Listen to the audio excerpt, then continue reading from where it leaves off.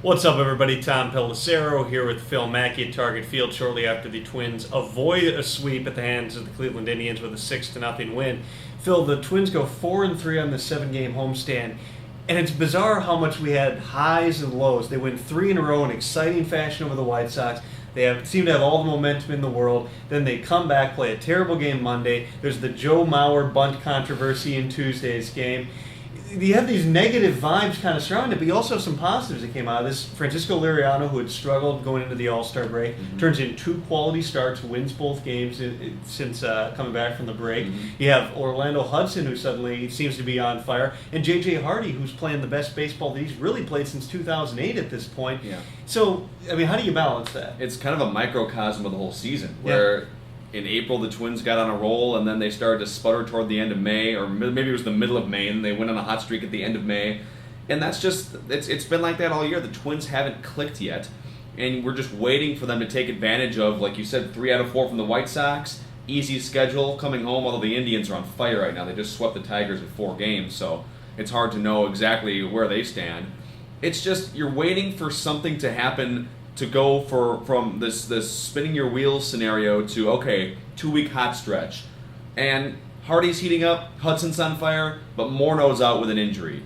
You know, Mauer has been playing probably the worst baseball he's played offensively since 2005. So it's just, it's hard right now with so many different pieces going in opposite directions for everyone to get on the same path and play well for 2 or 3 weeks. Ron Gardner talked about wanting to get once through the rotation before he made any decisions about the rotation. Kevin Slowey may have saved his spot last night by turning in that good start. They end up today saying Brian Duensing's going to replace Nick Blackburn instead. But really, the first time through, Blackburn got through 5 in his first start after the break, and then fell apart in the 6th inning. Slowey had a terrible start immediately after the break. Scott Baker was a little bit shaky, at least his elbow was okay, but finally they make the decision. Is it the right one? Did they pull the right guy out? Yeah, it is. And Blackburn, over his last, since those 5 great starts in May, over his last 9 starts has allowed at least 4 earned runs 8 times. And that's just not giving your team a chance to win.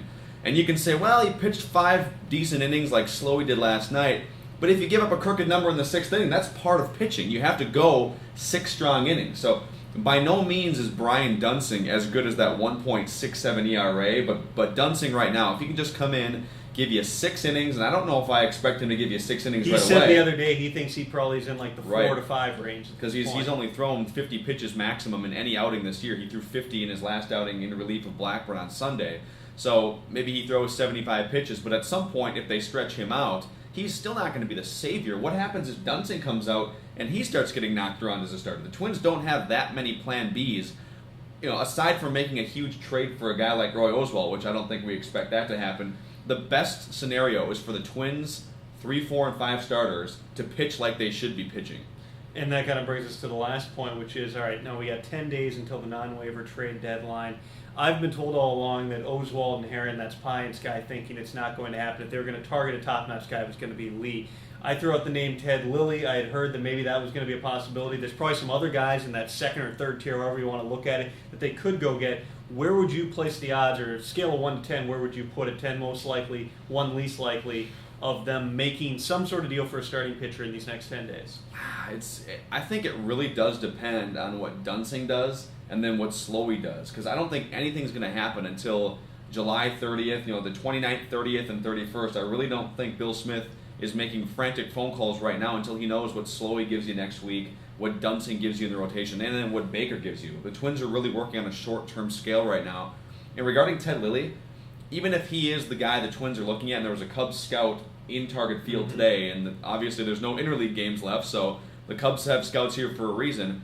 Lilly has the most, or I should say the highest fly ball rate of any starting pitcher in baseball. So that would put the highest fly ball rate, the 2nd highest fly ball rate in Kevin Slowey, and then Baker is somewhere in the top 5 or 10 as well. And this outfield is shown with Delman Young and Kubel and Kadire taking up the corner spots that they don't really track down fly balls that well. Lilly scares me more than he helps the team, I think.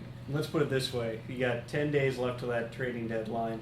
7 of those are going to be road games at Baltimore and Kansas City, which are 2 good teams that are not good, but the Twins starting pitching has been poor on the road. Kevin Slowey's been terrible in day games. Guess where his next start falls? Sunday afternoon. A day game. Correct. So again, the Twins are working on a short-term scale for the trade market, and it really